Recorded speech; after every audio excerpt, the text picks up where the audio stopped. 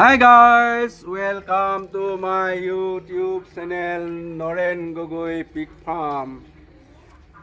বন্ধুসকল আজি গাহৰিৰ কথা অকমান আলোচনা কৰোঁ। এয়া মই আছোঁ এতিয়া গাহৰি গঁৰালৰ বাহিৰত আৰু গৈ আছোঁ মই ফাৰ্মৰ ভিতৰলৈ। এয়া গৈ আছোঁ ফাৰ্মৰ ভিতৰত।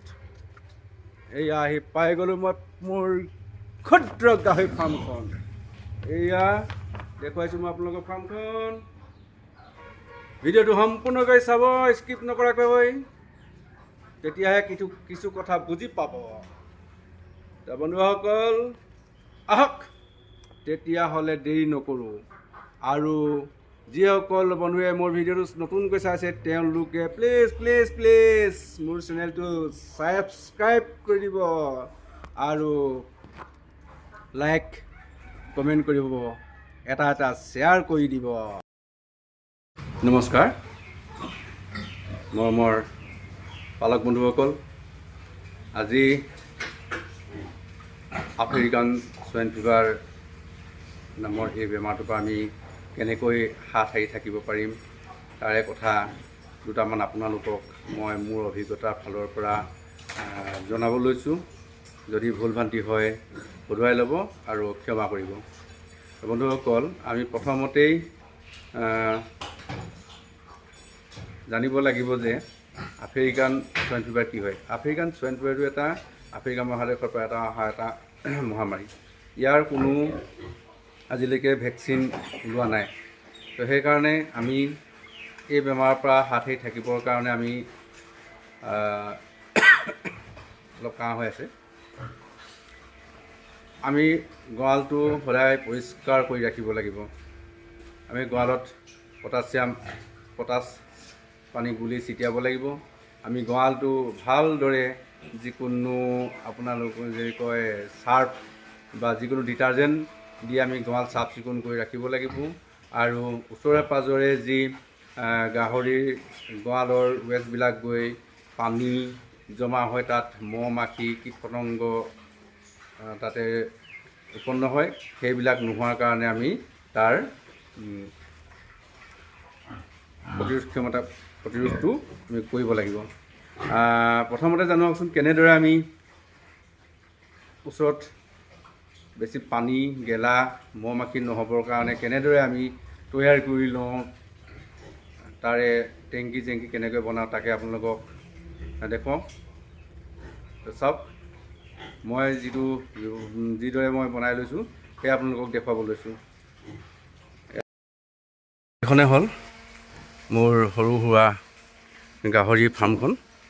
মই বৰ উন্নত জাতৰ গাহৰি ৰখা নাই, তথাপি ইমান নিম্ন জাতো নহয়, থলুৱা হিচাপে ফাৰ্ম কৰি আছোঁ। এই চাওক, মই চবফালে বেৰ দিছোঁ, দেখিছেনে? এইটো ক'লা টিপাল দি থৈছোঁ, এখনো দৰ্জা মুখত প্ৰথম সোমাব দি থৈছোঁ, এইফালে এখন দি থৈছোঁ।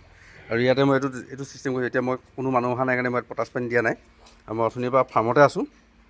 ফাৰ্মত থকাৰ বাবে মই পটাছ পানীও ইউজ কৰা নাই এতিয়া বৰ্তমান। মই গঁৰালটো ধুনীয়াকৈ চফা তফা কৰি মেলি গাহৰিক দানা চানা দিলোঁ। এতিয়া এই চব গাহৰিখিনি এতিয়া দানা খাই পোৱালিখিনি এইখিনি ক্লিয়াৰ ৰেডি, মানে দানা খাই এই দানা খাই খতম কৰি দিলে। মই বৰ্তমান আমাৰ থলুৱা দানাটোৱে ব্যৱহাৰ কৰি আছোঁ। কলপচলা চাউল সিজাই দিছোঁ আৰু তাৰ লগতে ৰাইচ পলিচ মিক্স কৰি দিছোঁ। তো এনেদৰে মই গাহৰিক খুৱাই মেলি আছোঁ। এইটো দেখিছে নহয়, ইয়াতে 3জনী আছে চব মাইকী গাহৰি। এয়া চব 3জনী আছে। কেনেকুৱা দেখিছে আপোনালোকে জনাব, লাইক কমেণ্ট কৰিব। ইয়াতে দুটা পাঠা আছে। মোক আহিবা যা। এটা দেখিছে দুটা পাঠা, এইটো এটা সেইটো দুটা পাঠা থৈ দিলোঁ। খাচী কৰিবলৈ নহ'লে এবাৰ খাচী কৰোঁ নকৰিলোঁ আৰু যিহেতু হালা কৰি আছে, চবেই বেমাৰ হৈ আছে, আমুক হৈছে তামুক হৈ আছে, সেইকাৰণে ডাক্তৰ মাতি খাচী নকৰালোঁ। ইয়াতে এজনী আছে, এজনী 2-3বাৰ পোৱালি দিয়া গাহৰি চব, কেওটাই চেহেৰা চব। সেইকাৰণে মই ডিচেম্বৰ 31 বিকিব লাগিব। এতিয়াতো বেপাৰীয়ে দামো নিদিয়ে আৰু নিবলৈও সাহস নকৰে, ইমান ডাঙৰ হয় চব। মই দেখুৱাইছোঁ আপোনালোক এজনী। আৰু মোৰ ইয়াতে আছে 3জনী গাভিনী। এতিয়া এই ডিচেম্বৰ মাহতে সিহঁতৰ ডেট আছে পোৱালি দিব। এইকেইজনী হৈছে আৰু দিবৰ কাৰণে। তিনিজনী আছে দানা চানা দিলোঁ চবেই খালে ঐ ঐ ঐ গা সজাইছোহি যে এবাৰ যা এবাৰ যা এই চাওক দেখুৱাইছোঁ মই আৰু ইয়াতে আছে 5টা পোৱালি আছে ইয়াত চব পোৱালিকেইটা এইকেইটা এই এইফালে যা এইটো ভয়ো নকৰে মোক ভয়ো নকৰে আৰু সিহঁতে দেখি থকাৰ কাৰণে ভয়ো নকৰে দেখিছেনে আহিছে আহি গাঁত খান্দিছে এইটো পকাটো ভাঙিলে দেখিছে পকাটো ভাঙি সিহঁতি এই গাঁত কৰি থৈছে আৰু খান্দি আছে ধাম ধুম মাকজনী বদমাছ হৈ চালা বন্ধুসকল এনেদৰে ফাৰ্মটো কৰিছোঁ আপোনালোকক মোৰ ফাৰ্মখন তাকে দেখুৱালোঁ এইকেইটা পোৱালি আছে 5টাই পোৱালি আছে থৈ দিব লাগিব এবাৰ গোটেইকেইটা যিহেতু গাহৰি আমাৰ অসমত বহুত কম হৈ গ'ল বহুত ৰাইজৰ বহুত বন্ধুৰ পালক বন্ধুৰ বহুত নষ্ট হৈছে এবাৰ শুনি বেয়া লাগিছে বহুত আৰু ইয়াতে মই কথা পাতিম আজি আমি African swine fever classical swine ফিভাৰৰ পৰা আমি কেনেকৈ হাত সাৰি থাকিব পাৰিম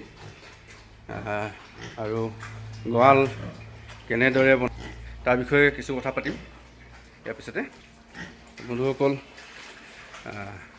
আহকচোন প্ৰথমে ফাৰ্মখন ৰুমকেইটা কেনেকৈ তৈয়াৰ কৰিব লাগে তাকে এবাৰ আপোনালোকক দেখুৱাই লওঁ ৰুমকেইটা আমি এনেকৈ বনাব লাগে ওখ ৱালটো কৰিব লাগে ইমানটোমান ওখ কৰিব লাগে হাফ ৱালটো কৰিব লাগে হাফ ৱালতকৈ ওখ কৰিব লাগে অলপ মানে হাফ ৱাল সাধাৰণতে 4-5 ফুট থাকে তেনেকৈ কৰি মেলি এনেকৈ চব মই দেখুৱাইছোঁ আৰু ওপৰত সম্পূৰ্ণ চবফালে নেটতকৈ পৰ্দা ব্যৱহাৰ কৰিব লাগে যিকোনো টিং পলিথিনে বেৰাই দিব লাগে সম্পূৰ্ণ মই এইফালে এয়া ঢাকি দিছোঁ টিং দি দিছোঁ এইফালেও দিছোঁ সেইফালে সেই দূৰখিনিও দেখুৱাইছোঁ মই চব এই দূৰখিনিও এইখিনি চব তাৰপিছত এই ক'লা টিপাল দি থৈছোঁ দেখিছেনে এই ক'লা টিপাল দি থৈছোঁ এইফালেও দি থৈছোঁ এখন ক'লা টিপাল চব আৰু এইফালেও ওপৰো দিছোঁ চব এয়া টিপাল মই দেখুৱাইছোঁ আপোনালোকক এয়া চব এই ওপৰ টিঙৰ ওপৰলৈকে মই টিপাল দিছোঁ যাতে বাহিৰৰ পৰা বতাহে সোমাব নালাগে এই ঠাণ্ডা ছিজনততো আৰু সিহঁতেও ঠাণ্ডা লাগে বহুত বতাহটো সেইকাৰণে সোমাব নোৱাৰিলে ভাল হয় বতাহ ৰোধ হ'লে বহুত ভাল হয় বতাহৰ লগতে মহ মাখিও হয় এনেদৰে যদি ফাৰ্মখন আমি ধুনীয়াকৈ বনাই লওঁ তেতিয়া মাখি চাখিবিলাক অহাও কম হয় আৰু মই আপোনালোকক দেখুৱাম মই কেনেদৰে কৰিছোঁ তো ইয়াতে আছে মোৰ সৰু সুৰা ফাৰ্মখনৰ গাহৰিকেইজনী মই এনেদৰে বনাইছোঁ ইফালে 3টা চেম্বাৰ আছে ইয়াত আছে 3জনী আৰু ইয়াতে আছে এই 2টা আৰু ইয়াতে এজনীয়ে থৈছোঁ দেখুৱাইছোঁ মই এজনী আছে ইয়াতে আৰু এইফালে ডাঙৰকৈ 2টা চেম্বাৰ কৰি থৈছোঁ কাৰণ কেলৈ পোৱালি দিলে এটা পোৱালি থ'বৰ কাৰণে এইকেইটা ডাঙৰ চেম্বাৰ বনালোঁ মই ইচ্ছা কৰিলে ইয়াত সৰু কৰি দিব পাৰোঁ মাজত তাৰপিছত আকৌ ভাগ কৰি দিব লাগিব এইফালে 2টা আছে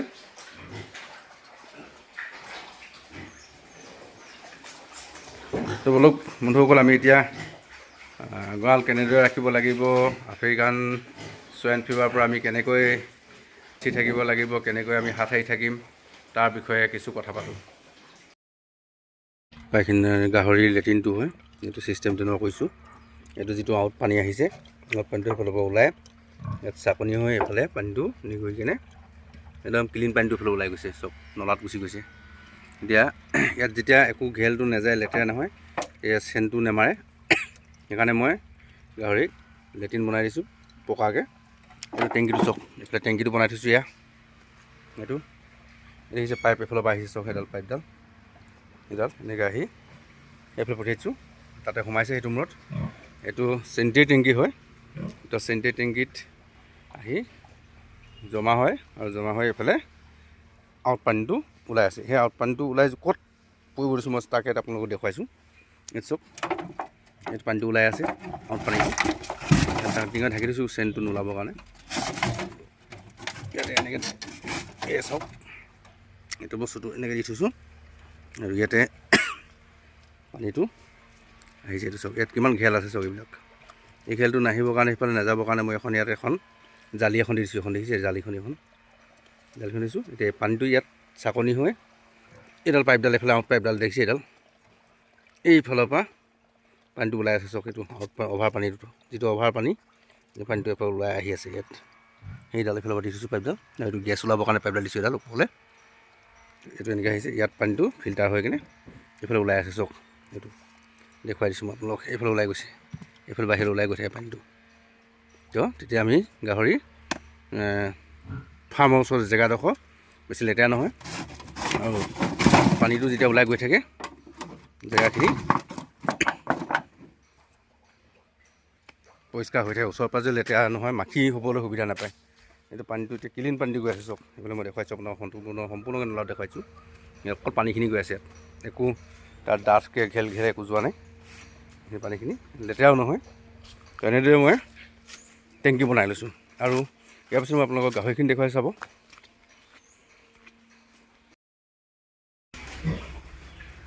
তো বন্ধুসকল দেখিলে এতিয়া কেনেদৰে মই টেংকিটো বনাই দিলোঁ।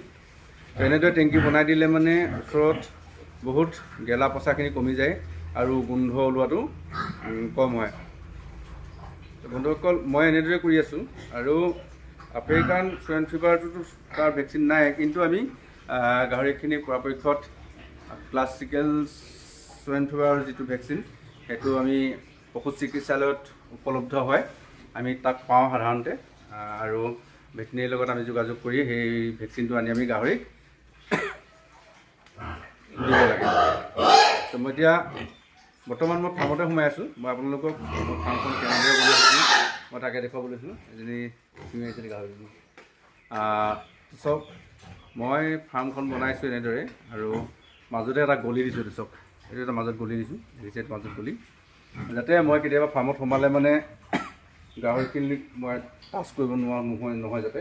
আৰু মই ইয়াতে ভৰি হাত চফা কৰি ইয়াতে মই পটাছ পানী ছিটিয়াই থওঁ।